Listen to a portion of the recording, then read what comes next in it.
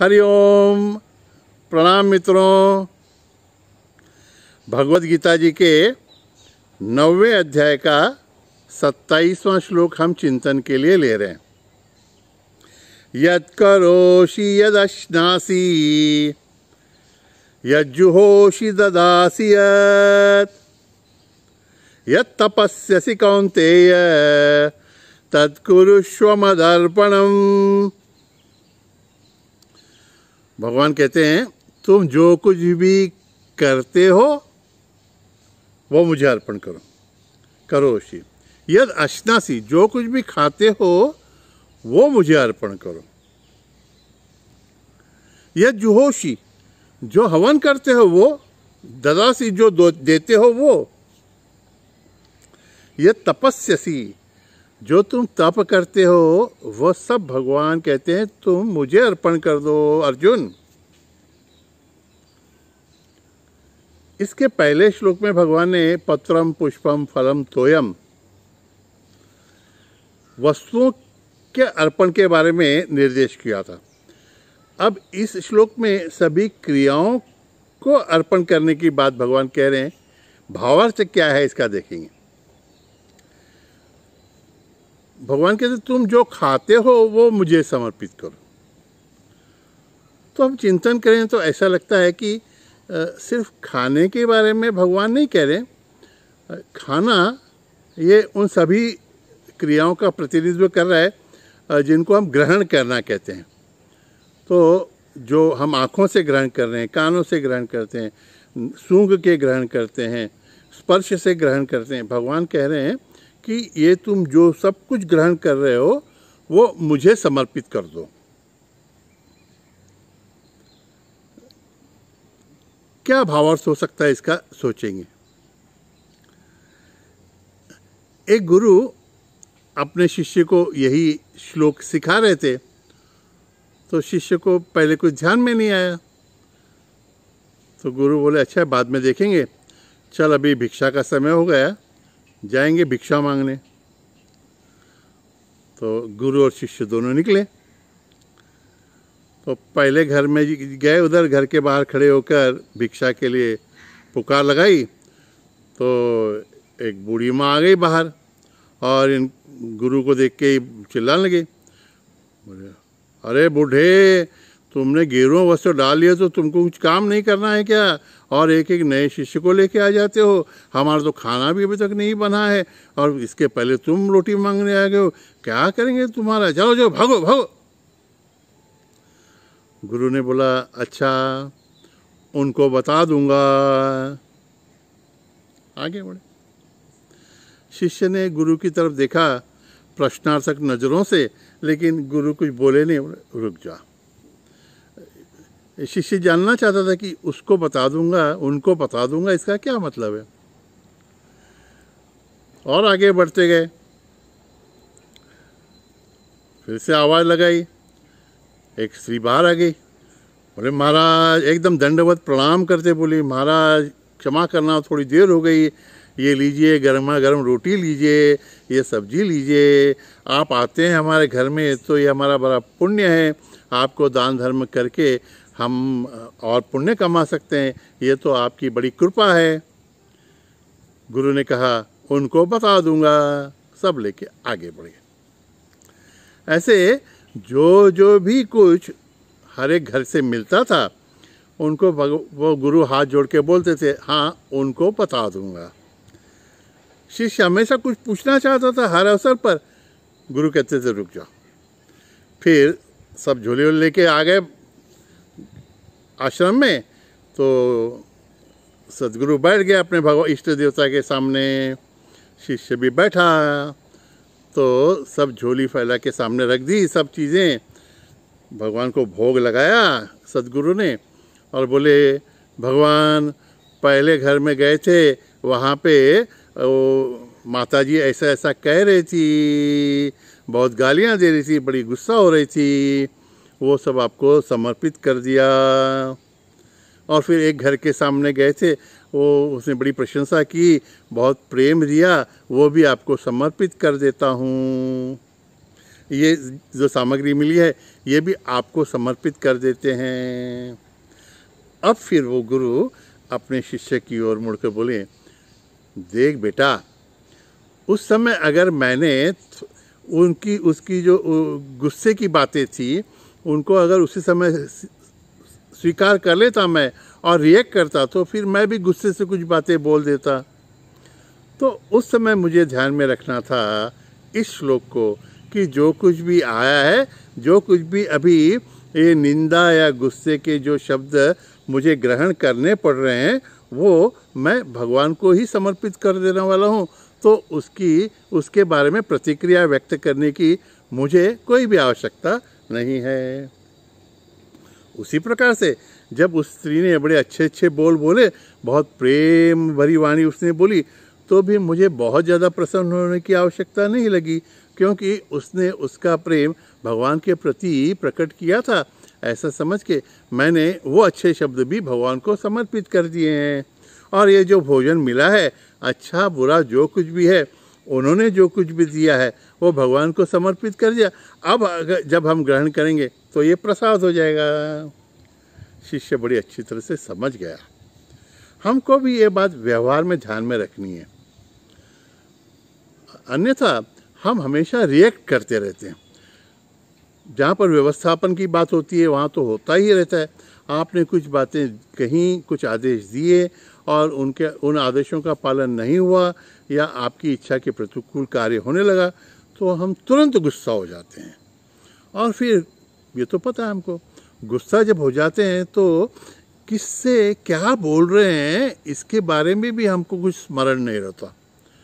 हम वो स्क्रिप्ट तैयार नहीं रहता, इसलिए हम लोग जो बोल रहे हैं उससे हम हमारे अंदर के भगवान का भी अपमान कर देते हैं और जो भगवान हमारे सामने दूसरे किसी रूप में है उसका भी अपमान कर देते हैं।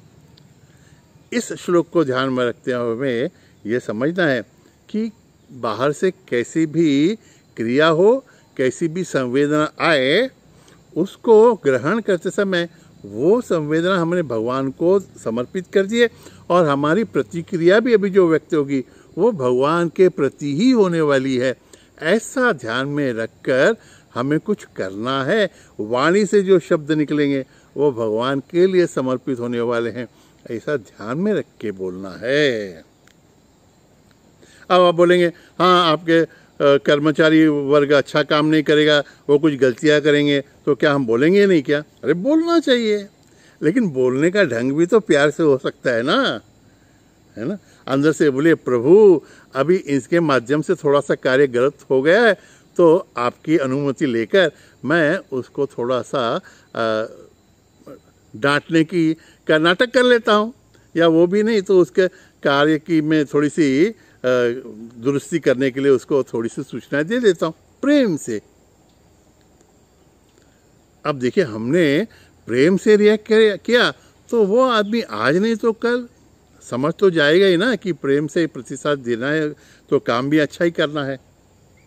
और काम अच्छा करना न करना वो उसके हाथ में है, उसके अंतर में जो भगवान है वो करा लेगा ना। अरे हम कौन से बड़े इतने लग गए कि हम सबके कार्यों का नियंत्रण कर सकें। जिसने, एक संत बड़ा अच्छा कहा करते, जिसने ये सृष्टि बनाई है ना वही सबके अंतर्यामी है और वही सबको सुधार सकता है। सबको सुधारने का ठेका हमको नहीं लेना है और वो हम कर भी नहीं सकते। हाँ, हमारी सेवा समझकर दो चार बातें लोगों से शेयर करते रहना, बस इतना ही हमारा कर्तव्य है, इतना ही हमारे अधिकार में है। यत् करोषि यत् अश्नासि, जो भी हम खाते हैं ना, और खाने के बारे में भी हमने देखा है कि हम हमारे भगवान को समर्पित कर रहे हैं खाना, तो उसमें भी अगर भगवान को समर्पित कर रहे हैं तो खाना भी अच्छा ही होना चाहिए। इसमें फिर हमारे मन की इच्छा और भगवान की इच्छा, इसमें समन्वय होना चाहिए। मेरे मन को अच्छा लगता है इसलिए मैं न खाऊं। जो लोग गुरु के साथ में रहते हैं ना, उनको तो ये बात बड़ी अच्छी तरह से आचरण में लाने की शिक्षा मिलती रहती है। अगर मेरे गुरु एक बात कुछ नहीं खाते थे, तो अगर मुझे मेरे गुरु से एकरूप होना है तो मुझे वो चीज़ कितनी भी अच्छी लगे मुझे मेरे गुरु को अच्छी नहीं लगती तो वो मैं नहीं खाऊंगा, और जो नहीं खाऊंगा इस बारे में मैं निग्रह करता हूँ। वैसे ही मेरे गुरु को जो बातें नहीं अच्छी लगती वो मैं नहीं करूँगा, वो वैसे किताबें मैं नहीं पढ़ूँगा। मेरे सदगुरु को अगर ज़्यादा देर टीवी देखना पसंद नहीं था तो मैं भी ज़्यादा देर टीवी नहीं देखूँगा। ये समर्पण है।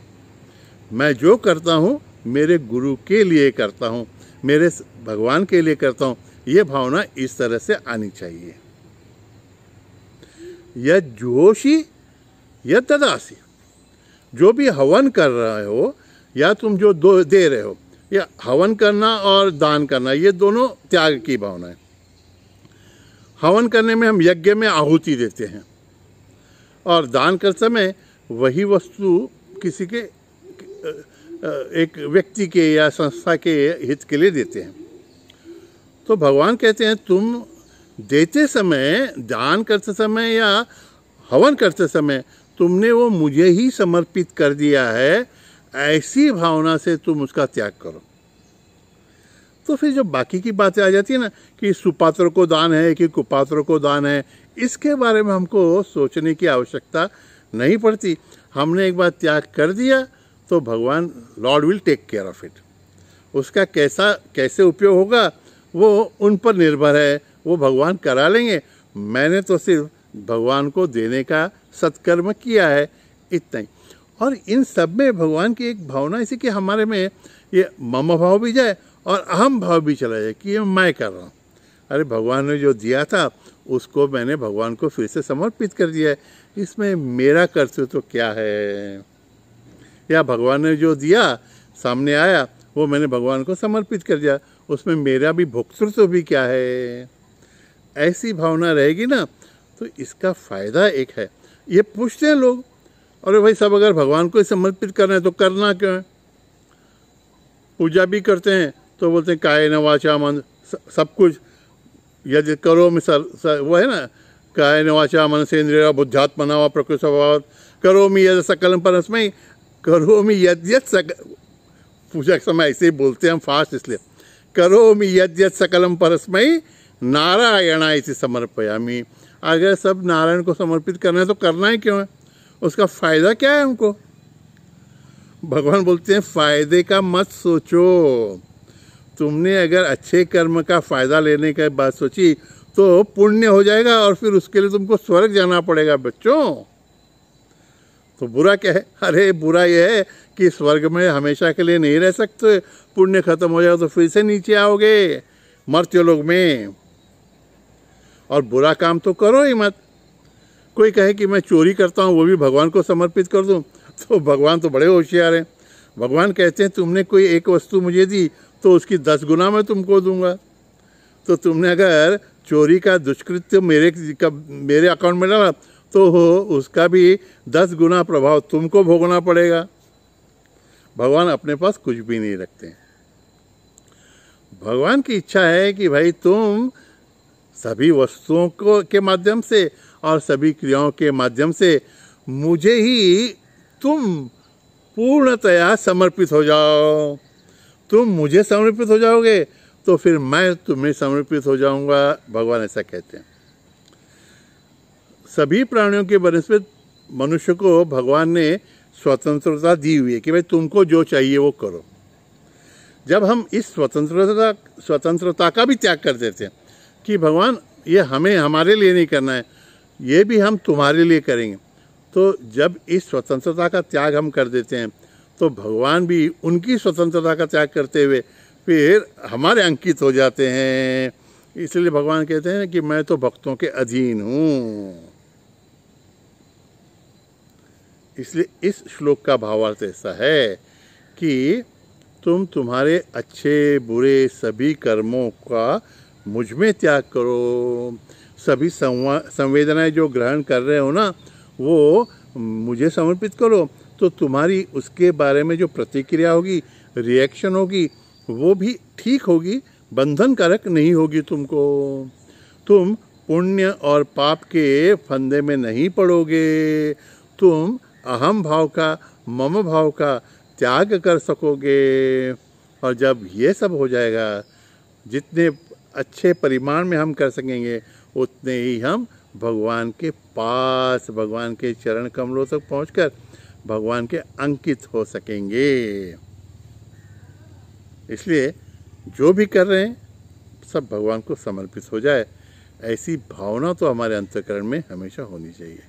करेंगे अवश्य। हरिओम तत्सत। नारायण नारायण नारायण।